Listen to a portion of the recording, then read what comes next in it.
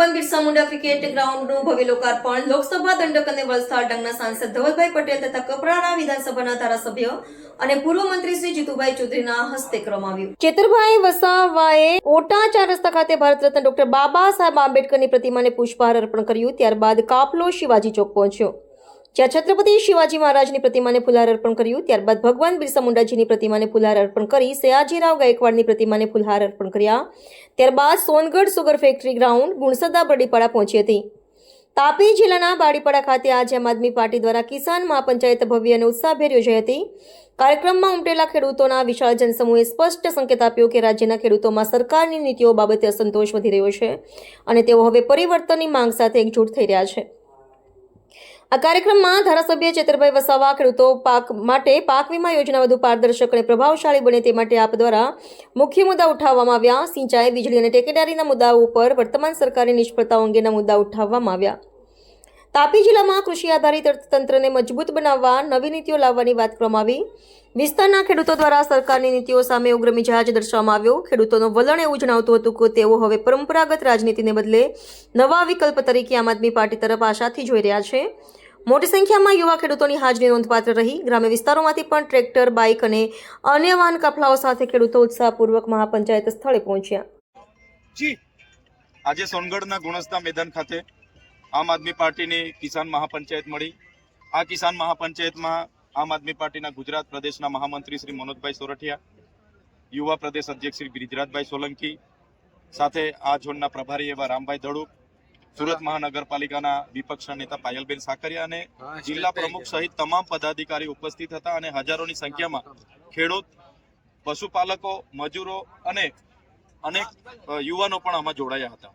ત્યારે મહાપંચાયતની જે આજે વાત હતી કે આ વિસ્તારમાં તમે જોયું હશે ઉકાઈ જળાશય 1972માં બન્યું, એ વિસ્થાપિતોની માંગો આજ દિન સુધી સંતોષાઈ નથી અને આજે ઉકાઈમાં 1500 મેગાવોટનું આજે સોલાર પ્રોજેક્ટ મંજૂર કરીને બારોબાર એની જમીન સંપાદન થાય છે।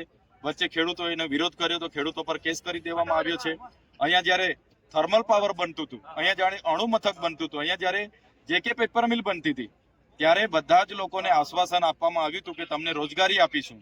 આજે તમે જોઈ લો, જે લોકો પર હતું એ પણ ભારતીય જનતા પાર્ટી છીનવી રહી છે। આજે એકમાત્ર જિલ્લાની સિવિલ હતી, એને પણ પીપીપી મોડલે ખાનગીકરણને આપવાની એમઓયુ કરી દેવામાં આવ્યા છે। આજે અહીંયા માંડળ ટોલ નાકું છે, ત્યાં સ્થાનિકોને એમાં ટોલ મુક્તિમાં રાહત નથી મળી।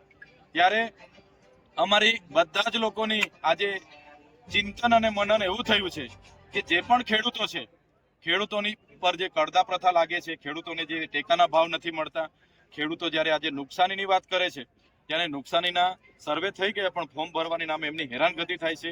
એસઆઈઆરની પ્રક્રિયા જે ચાલે છે એ એસઆઈઆરની પ્રક્રિયામાં પણ આજે ઘણા લોકો મતદાતા હોવા છતાં એના ફોર્મો નથી ભરે, જેવી અનેક રજૂઆતો મળી છે। ત્યારે આ ભારતીય જનતા પાર્ટી 30 વર્ષના શાસનમાં નાસીપાસ થવાથી એકવાર તો મંત્રીમંડળ એમણે બદલી નાખ્યું, પછી પણ લોકો એમની સાથે નહીં જતા હોવાથી હવે અવનવા એસઆઈઆર ફલાણા ઢીકણા લઈને આવીને લોકોને હેરાન કરે છે। ત્યારે લોકો જાણી ગયા છે જે પ્રકારે નોટબંધી આવી હતી એ જ પ્રકારે એસઆઈઆર પણ વોટબંધી છે અને આ વિસ્તારમાં ધર્મના નામે રાજનીતિ કરીને, હિન્દુ ખ્રિસ્તીને લડાવીને આ વિસ્તારમાં જે સનતોની જમીનો છે એ આપીશું કરીને વાયદા વચનો કરીને ટોલમાંથી મુક્તિ અપાવીશું, લોકોને નોકરી આપીશું, રોજગાર આપીશું, આત્મનિર્ભર બનાવીશું, એવી બધી ફાંકા ફોજદારી કરીને જે સાંસદો અને ધારાસભ્ય ચૂંટાયેલા છે, હવે લોકો જાણી ગયા છે આવનારા દિવસોમાં વ્યારા જિલ્લા પંચાયતની હોય, તાલુકાની હોય કે આવનારી વિધાનસભા હોય, આમ આદમી પાર્ટી સાથે લોકો રહેવાના છે અને આમ આદમી પાર્ટી ખૂબ મજબૂતાઈથી સ્વતંત્ર લડવાની છે અને આવનારી તમામ ચૂંટણીઓ આમ આદમી પાર્ટી જીતવાની છે।